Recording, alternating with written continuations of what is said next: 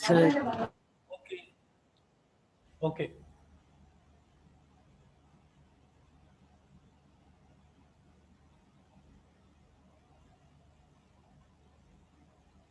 Homogeneous mixtures.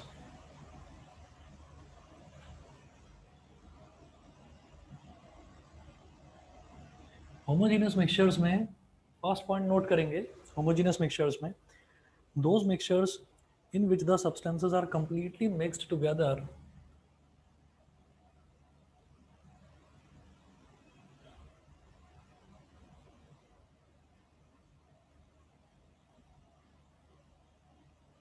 those mixtures in which the substances are completely those mixtures in which the substances are completely mixed together and are completely mixed together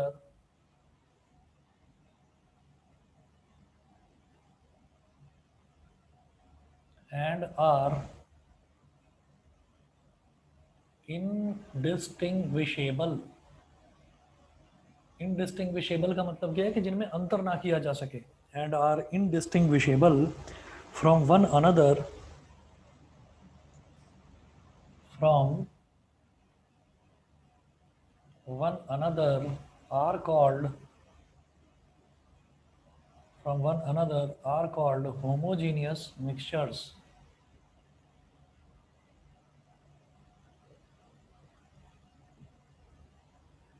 next point note करेंगे. Excuse me, sir. हाँ जी बेटा बताइए. Sir can you please repeat what you have said sir. यहाँ पे कुछ network issue था इसलिए मैं क्लास ज्वाइन नहीं कर पाया था. कोई बात नहीं आप पहले नोट करो, मैं फिर एक्सप्लेन करता हूँ. पहले नोट कर लीजिए. Okay sir. हाँ जी. सेकंड पॉइंट लिखेंगे. All the homogeneous mixtures are called solutions. ऑल the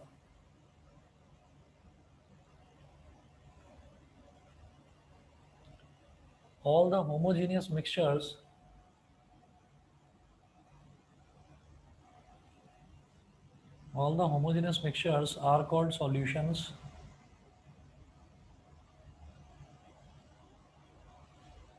All the homogeneous mixtures are called solutions. Example: sugar solution, salt solution. Excuse me sir. हाँ जी बोलिए. सर इसके आगे अभी आपने कुछ करवाया है या अभी यहीं से अभी स्टार्टिंग कुछ है? नहीं बेटा, कुछ नहीं, बस अभी जस्ट स्टार्ट ही करा है मैंने, अभी कुछ भी नहीं करवाया. Okay sir. हाँ जी. Example: sugar solution, salt solution,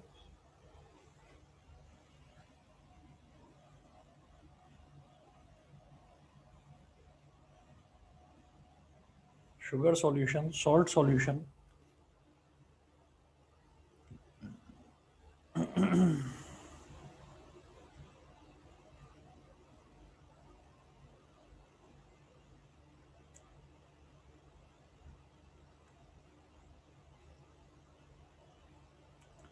Sugar solution, salt solution, copper sulfate solution,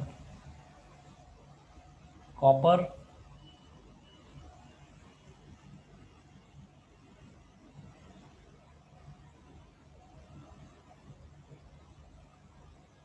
sulfate solution, sea water,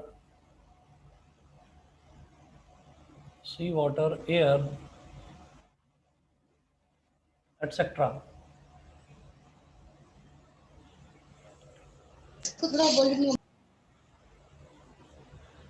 इसके बाद नोट करेंगे. सेकंड है हीट्रोजीनियस मिक्सचर्स. पहले दोनों नोट कर लें, उसके बाद मैं एक्सप्लेन करूंगा.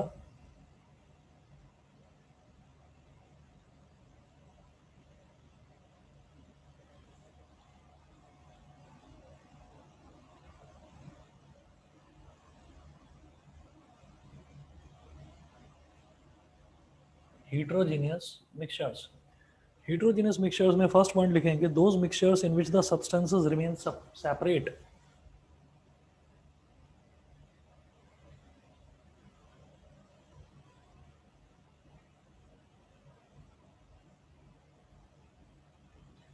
Those mixtures in which the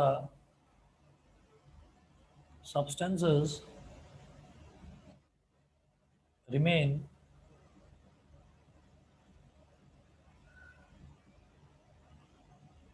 those mixtures in which the substances remain separate and one substance is spread throughout the other substance,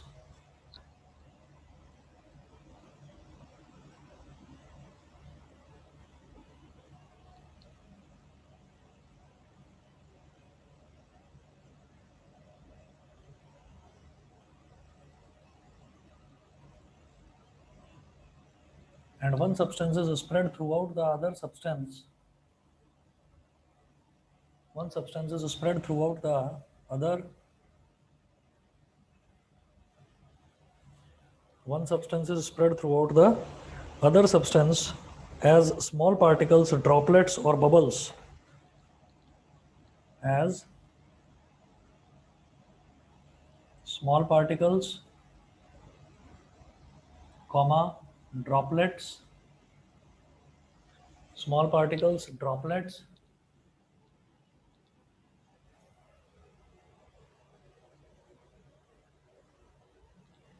droplets or bubbles, droplets or bubbles are called heterogeneous mixtures.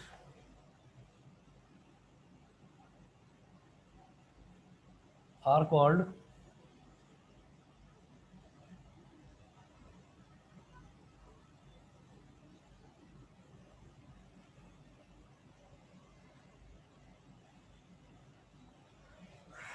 called heterogeneous mixtures.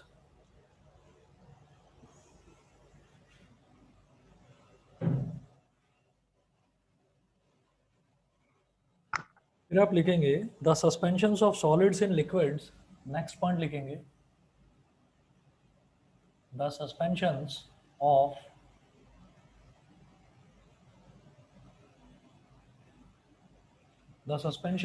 solids in liquids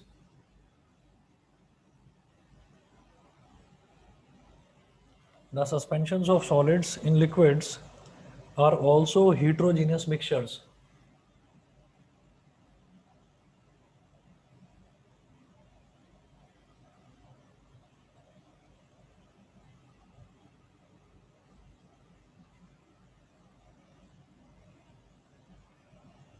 The suspensions of solids in liquids are also heterogeneous mixtures. Examples of heterogeneous mixtures are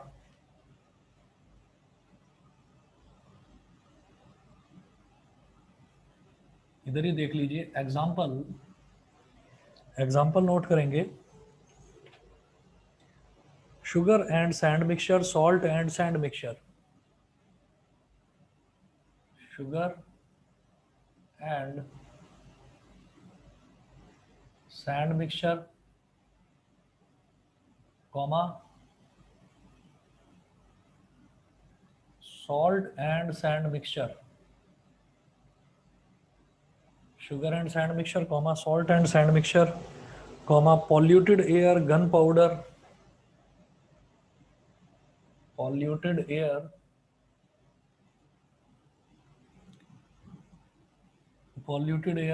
comma gunpowder, polluted air, comma gunpowder, comma milk, ink,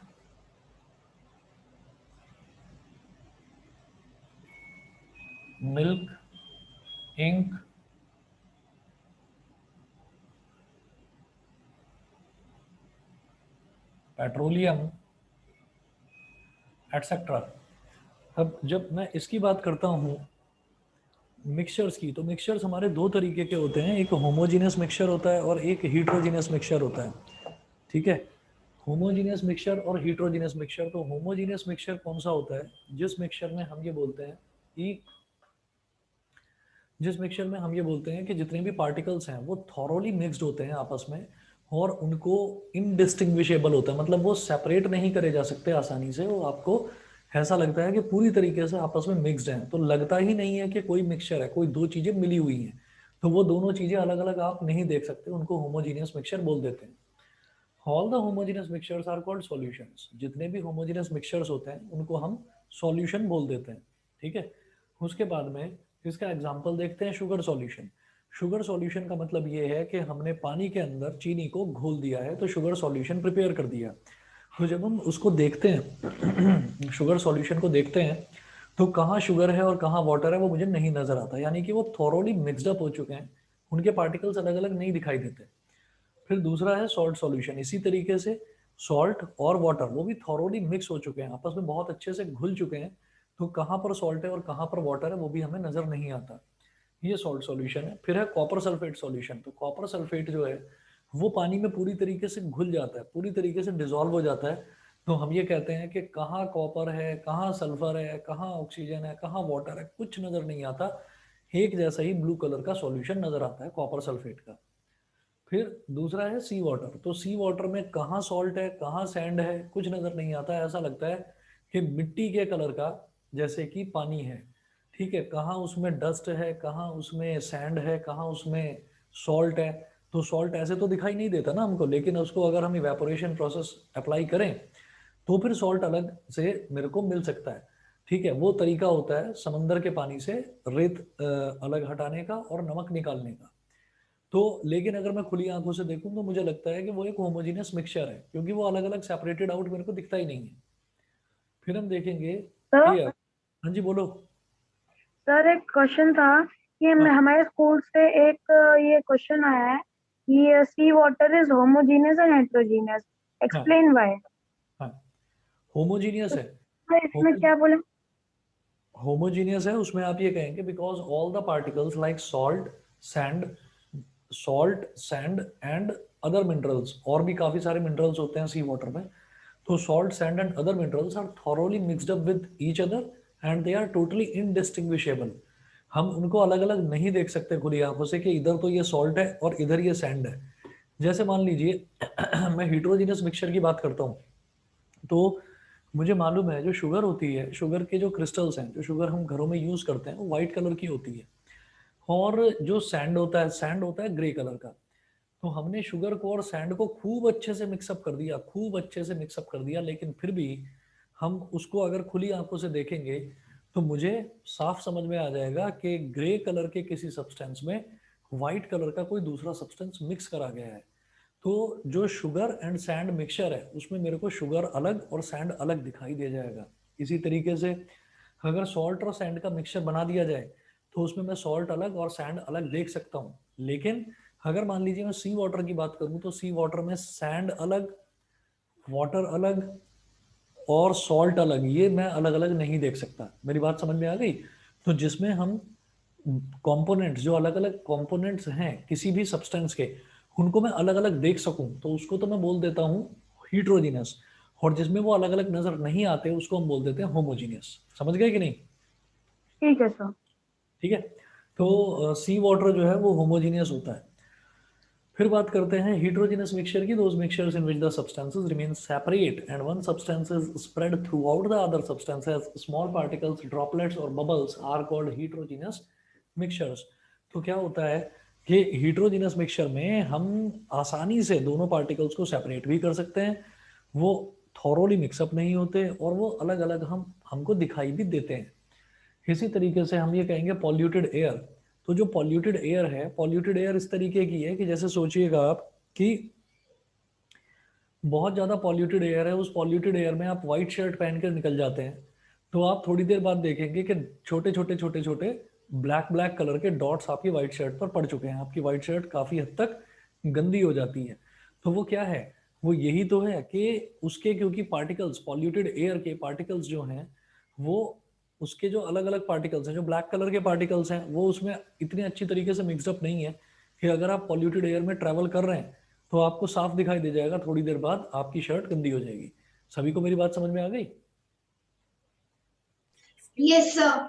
ठीक है, ऐसे ही ये gun powder होता है, gun powder जिससे पटाखे वगैरह बनते हैं या फिर जिससे बुलेट्स बनती हैं, उसको गन पाउडर बोलते हैं। जिसको आपने सुना होगा हिंदी में जिसको बारूद बोल देते हैं, जिससे बॉम्ब्स बनते हैं या बुलेट्स बनती हैं।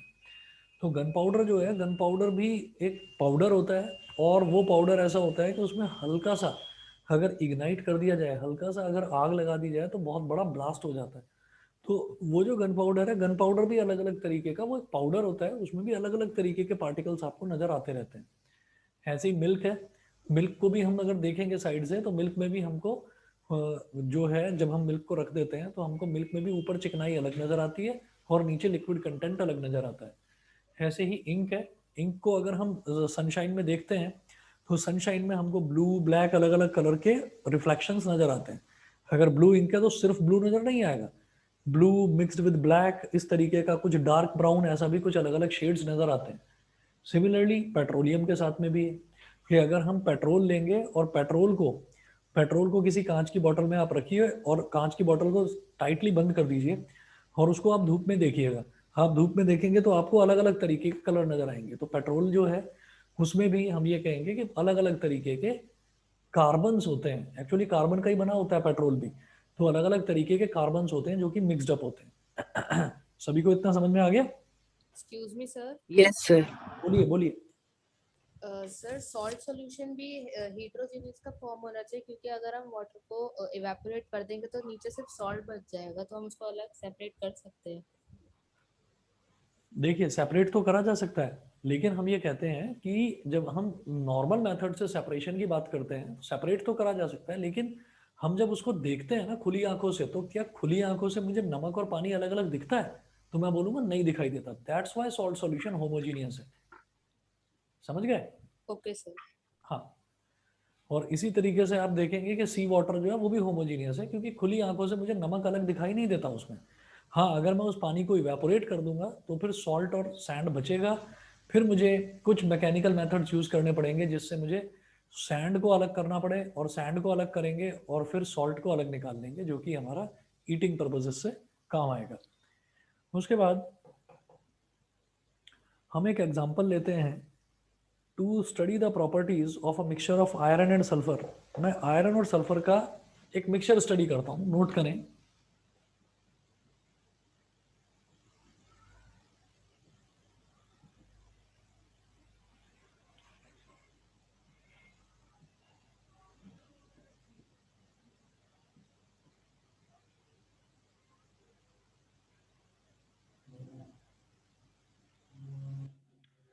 Mixture of iron and sulphur.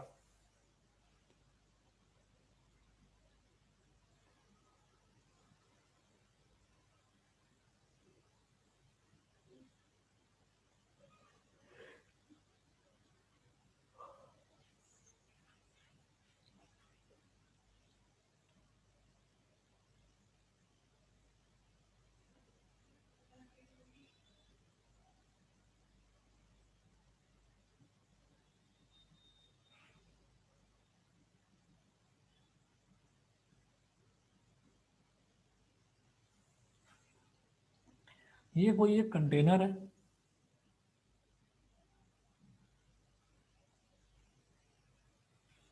और इस कंटेनर के अंदर जो ये है मिक्सचर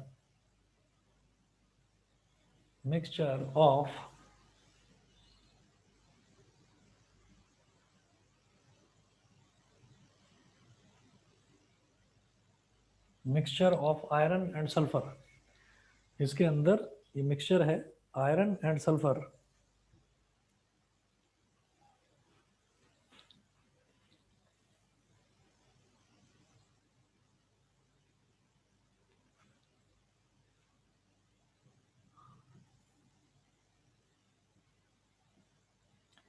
और यहां पर मैं एक मैग्नेट लेकर आ गया, तो इसमें से जितना भी आयरन है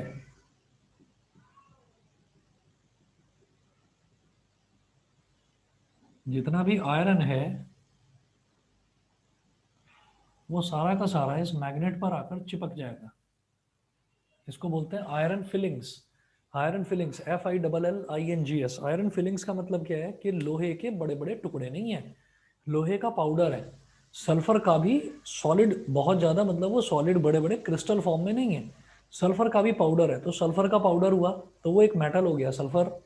और दूसरा हमने क्या करा कि आयरन है, आयरन का पाउडर हुआ, तो आयरन के पाउडर को हमने मिक्स कर दिया सल्फर के पाउडर के साथ में। तो हम ये कहते हैं कि ये क्या है कि यहाँ से आयरन और सल्फर को मैंने बस ऐसे ही मिक्स करा है एक कंटेनर में डालकर, उसके अंदर आयरन का पाउडर डाल दिया, सल्फर का पाउडर डाल दिया और उसे ऐसे स्टिर करा, तो वो मिक्स हो गया। तो मिक्स हो गया तो कोई केमिकल कंपाउंड तो नहीं बना ना। जब केमिकल कंपाउंड नहीं बना तो इसका मतलब ये कोई कंपाउंड तो नहीं है, ये एक मिक्सचर है। मिक्सचर की एक प्रॉपर्टी होती है कि mixture can be separated into it's constituent particles. For example, चाहे होमोजीनियस मिक्सचर हो, होमोजीनियस मिक्सचर में तो जो उसके कॉन्स्टिट्यूएंट पार्टिकल्स हैं उनको मैं देख नहीं सकता, लेकिन सेपरेट तो कर सकता हूँ ना। इसी तरीके से हीट्रोजीनियस मिक्सचर जो है, हीट्रोजीनियस मिक्सचर के जो कॉन्स्टिट्यूएंट पार्टिकल्स हैं उनको मैं देख सकता हूँ और सेपरेट भी कर सकता हूँ। तो आप ये देखिए, चाहे होमोजीनियस हो चाहे हीट्रोजीनियस हो, दोनों ही तरीके के मिक्सचर्स को हम सेपरेट तो कर सकते हैं उनके कॉन्स्टिट्यूएंट पार्टिकल्स में।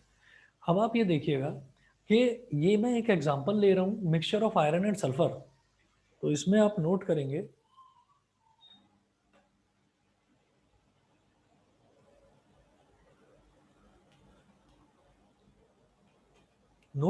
If we put a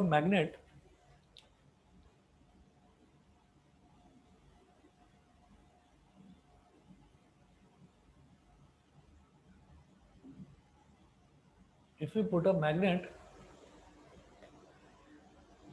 if we put a magnet in the mixture of iron fillings and sulfur,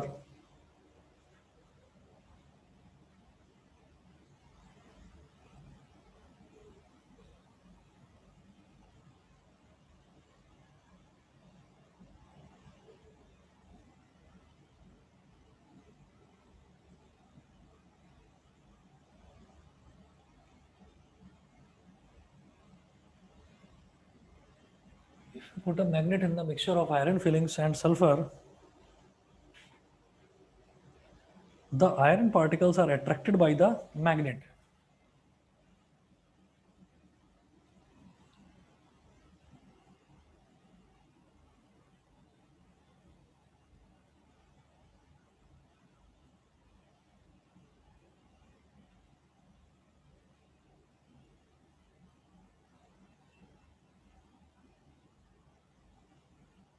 The iron particles are attracted by the magnet.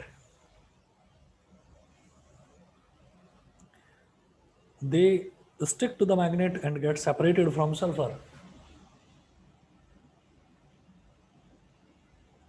They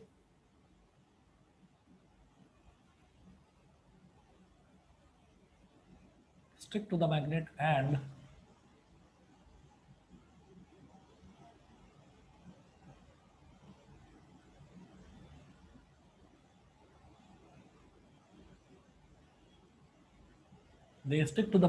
get separated from sulfur.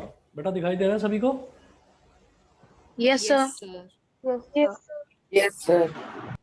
ठीक है।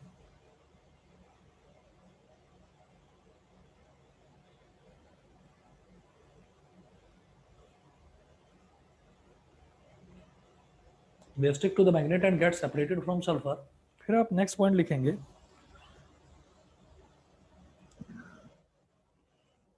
thus a mixture can be separated into, next point,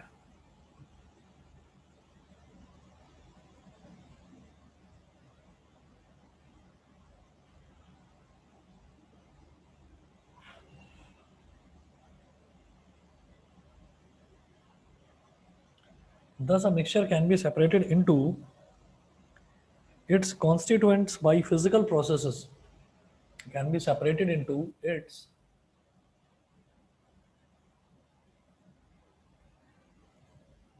constituents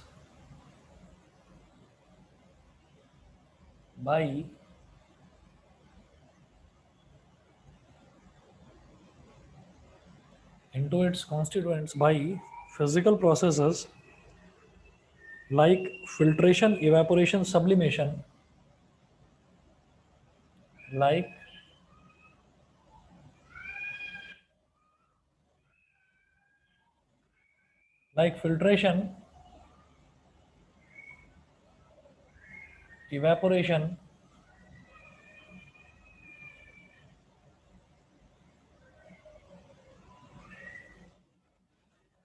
filtration, evaporation, sublimation, distillation,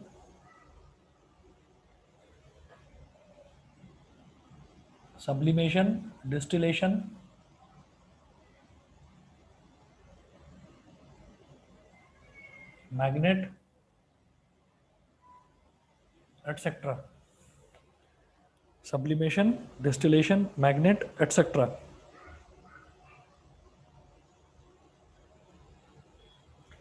तो ये जो है हमने ये कहा कि mixture can be separated into its constituents by physical processes. तो ये मिक्सचर की एक प्रॉपर्टी हो गई। हमने क्या कहा कि जब भी कभी मैं ये बोलता हूँ कि मेरे पास एक एक कंटेनर है, उस कंटेनर के अंदर आयरन और सल्फर का पाउडर मिक्स्ड है, तो मैंने ये कहा कि मैं आयरन को और सल्फर को अलग करना चाहता हूँ, तो क्या कोई प्रोसेस है? तो हम ये कहेंगे कि हाँ जी, आयरन की एक प्रॉपर्टी होती है कि अगर मैग्नेट को लेकर आया जाए आयरन के पास, तो आयरन को मैग्नेट अट्रैक्ट कर लेता है। तो जो मैग्नेट है, मैग्नेट सारे का सारा जो आयरन का पाउडर है, जिसको हम आयरन फिलिंग्स बोल देते हैं, उसको अट्रैक्ट कर लेगा अपनी तरफ। तो जितना भी आयरन फिलिंग्स है वो सारी की सारी आकर मैग्नेट में चिपक जाएंगी। And what is left behind is only sulphur. तो सल्फर तो इस कंटेनर में बचा रहेगा, और जो भी चीज, जितना भी आयरन है, वो सारा मैग्नेट में आकर चिपक जाएगा। फिर मैग्नेट को आप अलग ले जाकर और उसको आप साफ कर देंगे, एक तरफ छुड़ा देंगे, जितना भी आयरन पाउडर उसमें चिपका है उसको आप छुड़ा देंगे। तो मैं ये कहूँगा कि एक कंटेनर में मेरे पास आयरन आ जाएगा और एक कंटेनर में सल्फर आ जाएगा। तो हम ये कहेंगे कि ये हमारी पहली प्रॉपर्टी हो गई मिक्सचर की, कि mixtures can be separated into its constituents by physical processes like filtration, evaporation, sublimation, distillation, magnet, etcetera. ये सबको समझ में आ गई बेटा? मिक्सचर्स की पहली प्रॉपर्टी क्लियर है? Yes, sir. Yes, Yes, sir. sir.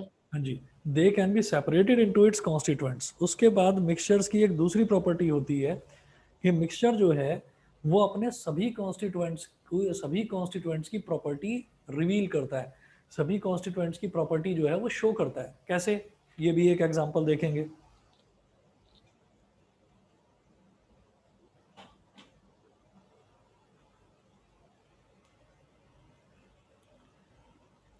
अब मैं यहाँ पर, जैसे मैंने ये एक पॉइंट लिखवाया था, उसके बाद ये वाला इंपॉर्टेंट पॉइंट है, ये इसकी प्रॉपर्टी हो गई।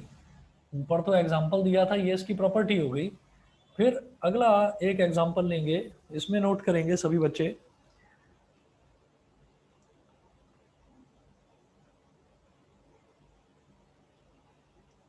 इसमें नोट करेंगे कि if dilute sulphuric acid is added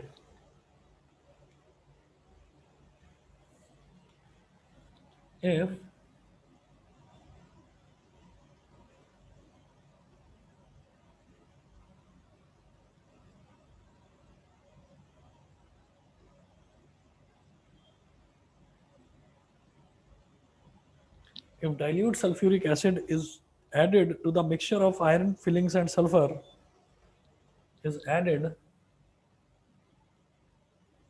to the mixture of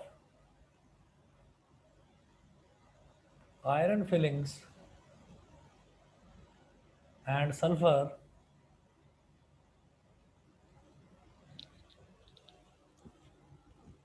the iron part reacts with sulfuric acid and hydrogen gas is produced.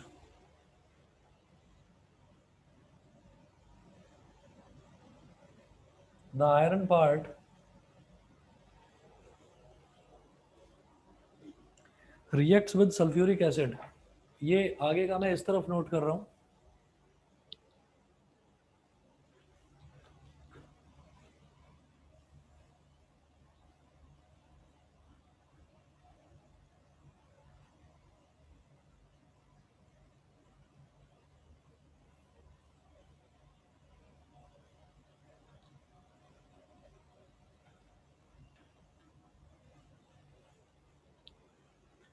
The iron part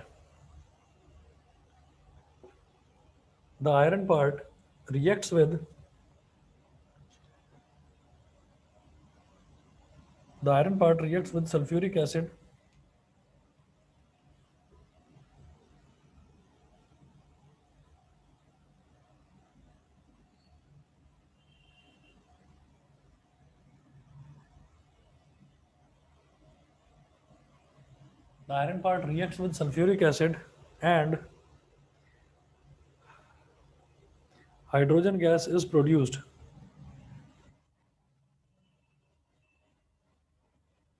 And hydrogen gas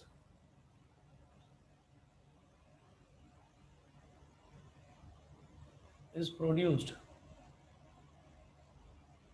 full stop, sulfur remains unchanged, sulphur पर कोई फर्क नहीं पड़ता। अभी खैर फिलहाल note करिए, फिर मैं एक्सप्लेन करता हूँ। तो उसके बाद आप इसी में लिखेंगे this shows that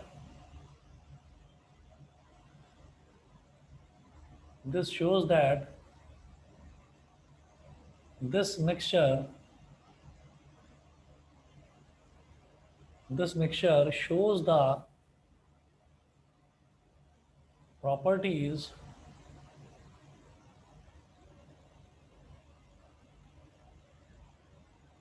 this mixture shows the properties of iron। ठीक है। फिर उसके बाद हम बोलेंगे next point, now if this mixture is treated with carbon disulfide, now if this mixture is treated with carbon disulphide, bracket में लिख दीजिए बेटा CS2। जब कार्बन डाइऑक्साइड होता है तो CO2, अब डाइसल्फाइड है तो CS2। Now if this mixture is treated with carbon disulfide,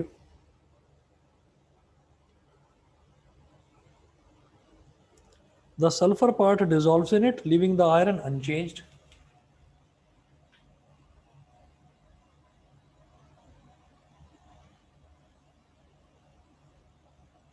The sulfur part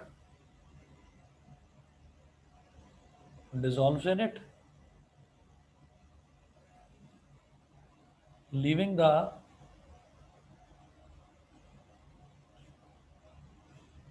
iron part unchanged। ये हो गया। This means that this mixture, this shows that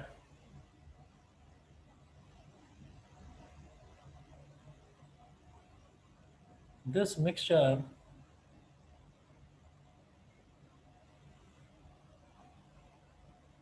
also shows the properties of sulfur।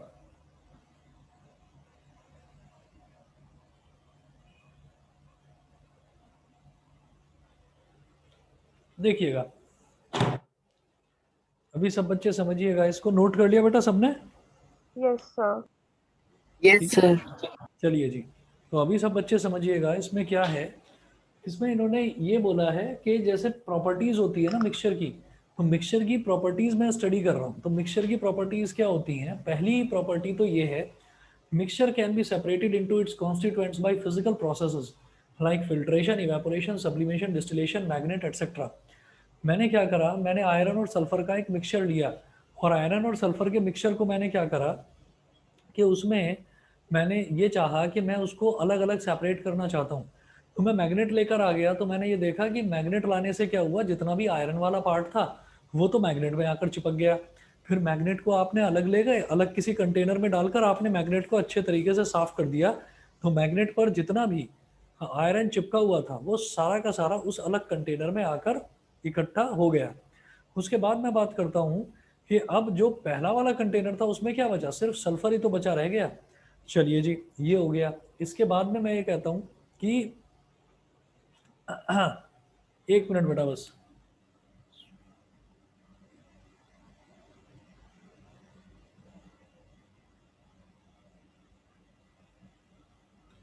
इसके बाद में हम ये कहते हैं कि अगर मान लीजिए तो ये हमारा सल्फर और आयरन इस तरह से सेपरेट हो गया, तो मेरी पहली प्रॉपर्टी हो गई मिक्सचर की कि mixtures can be separated into its constituents by physical processes. Physical processes का मतलब क्या है कि इसमें मेरे को कोई बहुत लंबा चौड़ा एक्सपेरिमेंटल सेटअप करने की ज़रूरत नहीं है। मैं एक सिंपल सी मैग्नेट लेकर आया और मैग्नेट को मैंने इस पूरे के पूरे जो पाउडर का मिक्सचर है इसमें मैंने घुमा दिया। इसमें घुमाऊंगा तो सारा का सारा आयरन जो है वो मैग्नेट में आगे चिपक जाएगा और जो बचेगा वो बचेगा सल्फर। तो सल्फर अलग हो गया और आयरन पाउडर अलग हो गया। ये होता है। उसके बाद ये तो पहली प्रॉपर्टी हो गई जिस पर मैंने यहाँ पर डबल टिक लगा रखा है। तो ये जो प्रॉपर्टी है इसको अंडरलाइन कर लीजिए। Thus a mixture can be separated into its constituents by physical processes like filtration, evaporation, sublimation, distillation, magnet, etc. ये अंडरलाइन करिए। उसके बाद हम ये कहते हैं कि एक प्रॉपर्टी और, हाँ यहां तक जो लिखा है ना बेटा, इसके बाद एक चीज और लिख लीजिए।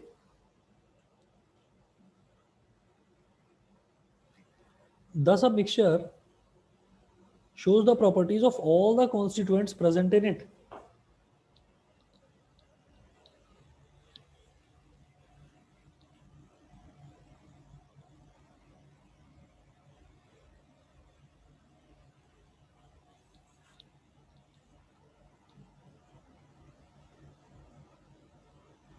Thus a mixture shows the properties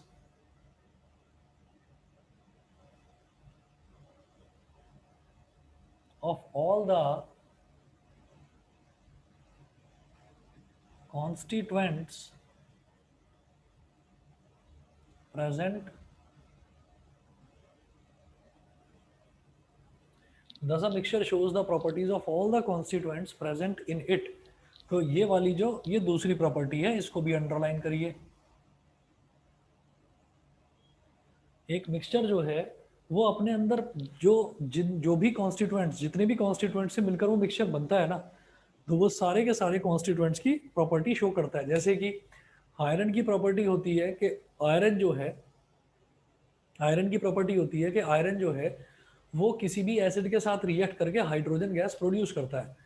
तो हमने क्या करा कि यही जो आयरन और सल्फर का मिक्सचर था उसमें हमने डाइल्यूट सल्फ्यूरिक एसिड ऐड कर दिया। तो dilute sulphuric acid is added to the mixture of iron filings and sulphur. तो आयरन जो है, आयरन की प्रॉपर्टी होती है, आयरन एक मेटल होता है, जितने भी मेटल हैं उनकी सबकी प्रॉपर्टी होती है कि जब वो किसी भी एसिड के साथ रिएक्ट करते हैं तो करने पर वो हाइड्रोजन गैस प्रोड्यूस करते हैं। ठीक है, तो वही चीज हुई कि जो आयरन पार्ट था इसमें, iron part reacts with sulphuric acid and hydrogen gas is produce.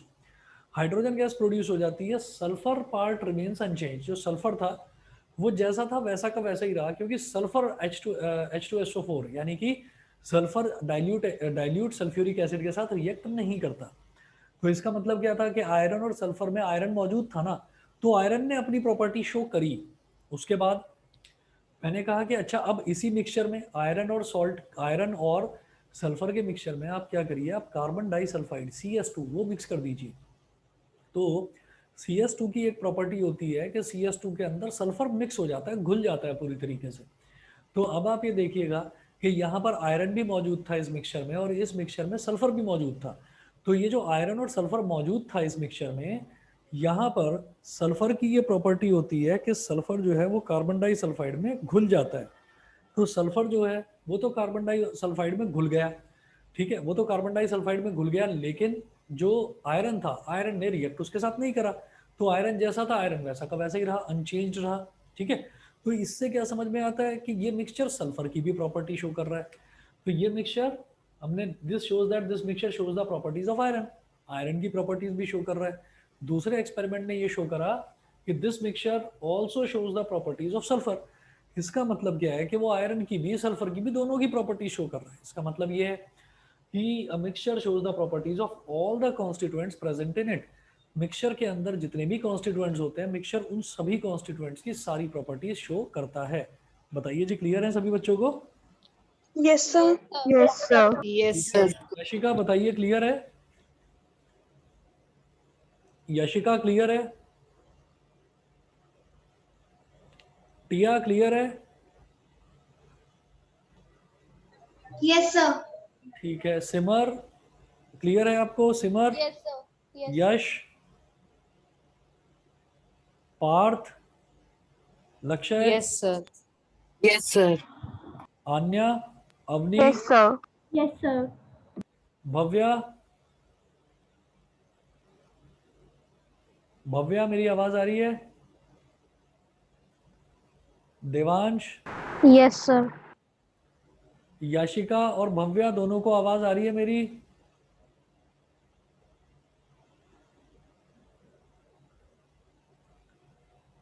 मुझे लगता है भाई आपके घर पर बात करनी पड़ेगी। मैं पहले भी बोल चुका हूं, लेकिन आप लोग सीरियस होने को तैयार नहीं हो। मेरी आवाज आ रही है आप दोनों को? याशिका और भव्या बताइए।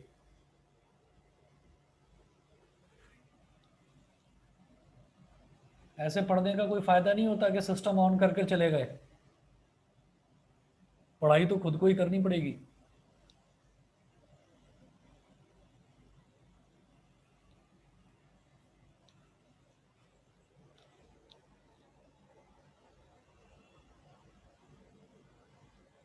उसके बाद थर्ड प्रॉपर्टी लिखेंगे कि energy in the form of, तो बेटा ये जो अंडरलाइन करा है ये पहली प्रॉपर्टी थी, ये दूसरी प्रॉपर्टी थी, प्रॉपर्टी ऑफ अ मिक्सचर। ऐसे ही तीसरी प्रॉपर्टी लिखेंगे। तीसरी प्रॉपर्टी में है energy is usually neither given out nor absorbed.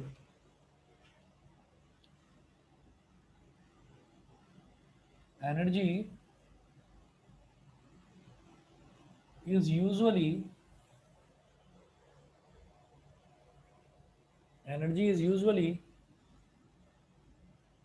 neither given out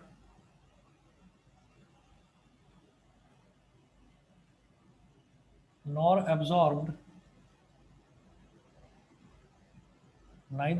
Energy is usually neither given out nor absorbed in the preparation of a mixture. In the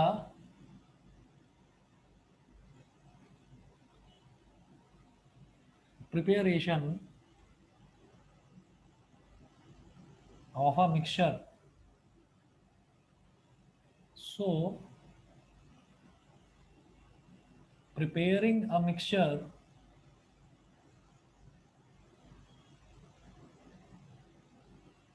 is a physical change.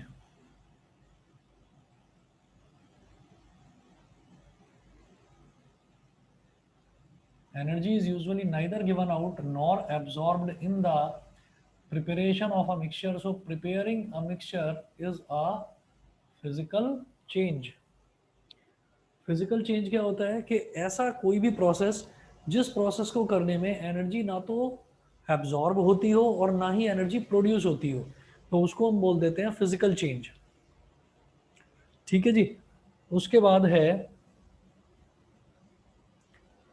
Fourth property, the composition of a mixture is variable.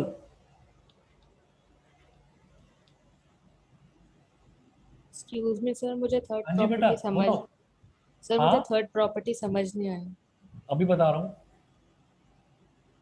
Third property है energy is usually neither given out nor absorbed in the preparation of mixture. जैसे मान लीजिए मैंने ये कहा कि अगर मान लो मैंने अपने अगर मान लीजिए कि हमने अपने हाथों में बर्फ को पकड़ लिया, समझ रहे हो, बर्फ को पकड़ लिया, तो हम थोड़ी देर तक पकड़े रहेंगे, थोड़ी देर तक पकड़े रहेंगे, उसके बाद हमारे हाथ जो हैं वो बहुत ज़्यादा ठंडे हो जाएंगे, इतने ठंडे हो जाएंगे कि मुझे बर्फ़ को फाइनली छोड़ना पड़ेगा और मैं फिर कोशिश करूंगा कि मेरे हाथ कैसे भी करके गर्म हो जाए। उसका रीज़न क्या है कि हमारी बॉडी का एक पर्टिकुलर टेम्परेचर है। आपने क्या करा, बर्फ़ को पकड़ के आप अपनी बॉडी का टेम्परेचर डाउन करते जा रहे हो, करते जा रहे हो, करते जा रहे हो। वो एक लिमिट तक बर्दाश्त करेगा, उसके बाद बर्दाश्त नहीं हो पाएगा तो फिर आप बर्फ़ को फेंक दोगे अपने हाथ से। तो होता क्या है कि इसमें क्या है, ये एक फिजिकल प्रोसेस नहीं है, ये एक केमिकल प्रोसेस है। इसमें क्या हुआ कि हमारे बॉडी की जो हीट है वो बर्फ में, मतलब आइस को ट्रांसफर हो गई हमारी बॉडी की हीट, और आइस ने पिघलना शुरू कर दिया। और आइस की जो हीट थी वो हमारे, आइस की जो कोल्डनेस थी, सॉरी, वो हमारे हाथ ने एब्जॉर्ब करी। तो आइस की जो कोल्ड एनर्जी थी वो तो हमारे हाथों ने एब्जॉर्ब कर ली। तो ये क्या हुआ, एक तरह की एनर्जी तो एब्जॉर्ब करी गई, और हमारे हाथों से जो एनर्जी थी, जो हीट थी, वो हीट एनर्जी आइस ने एब्जॉर्ब कर ली, मतलब वो एनर्जी हमने दे दी आइस को। तो ये एक केमिकल चेंज है, ये एक केमिकल चेंज है जिसमें एनर्जी, हीट एनर्जी हो या किसी भी फॉर्म में एनर्जी हो, वो या तो एब्जॉर्ब करी जाए या किसी को दे दी जाए, तो ये तो कहलाता है केमिकल चेंज।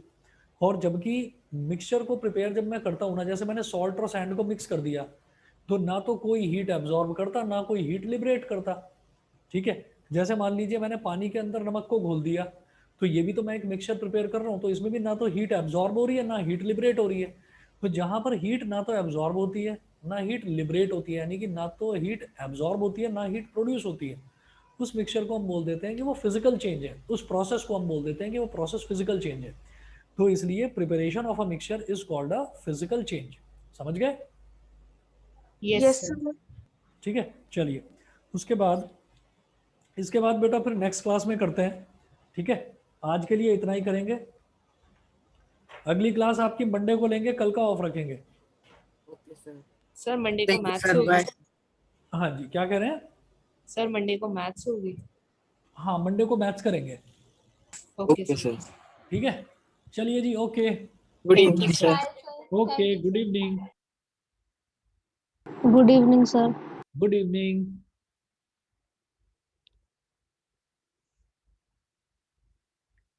आन्या, मेरी आवाज आ रही है?